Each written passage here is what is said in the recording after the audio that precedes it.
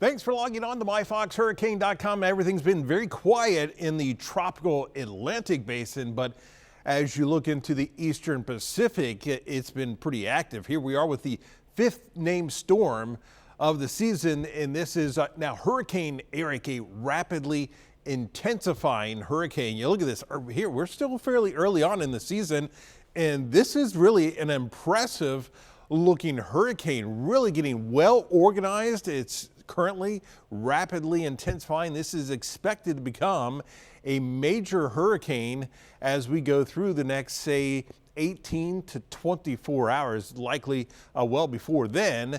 And it is working its way towards that southern coast of Mexico. So that's obviously why there's a lot of interest in this storm. You look at that enhanced satellite, you can see that really deep convection in and around the center on that north and northeastern side of the storm.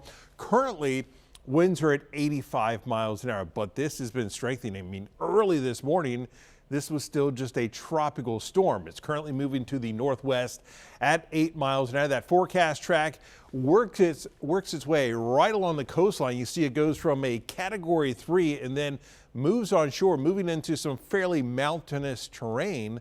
So it will weaken quickly, but it is going to bring some very heavy rain. Very dangerous situation as that heavy rain works its way on shore. Now you look at the various computer models we're always watching. We're looking for that consensus. Gives us that more confidence in the forecast when you have that consensus among your various computer models. So we're looking at the European, that is in white, the GFS is in red, and then our own exclusive Fox model, which is in green. So you can see very tightly clustered with that forecast as we head through the rest of today into tomorrow.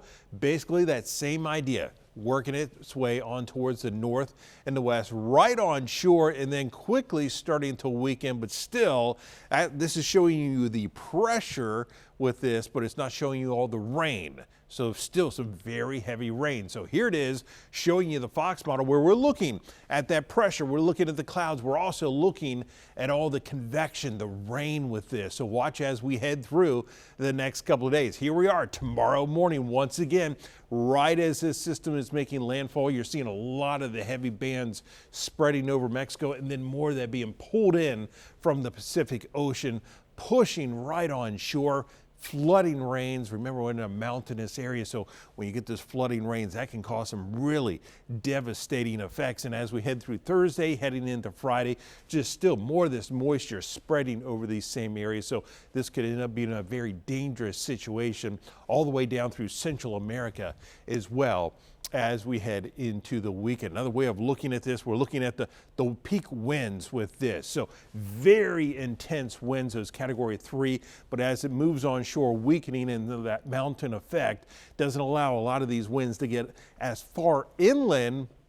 But we have all the very heavy rains. I think the strongest part of this will be confined right near the coastline, but all that rain, it will be spreading through, and that will be a significant effect with this storm. Now, as we look into our own basin, the tropical Atlantic basin, through the Gulf, the Caribbean, out towards Africa, you're seeing that strong wind shear. There you see Eric right there, just into the Pacific Ocean, but with that strong wind shear across the Caribbean extending out to the east, and then that dry Saharan dust that is working its way across the Atlantic.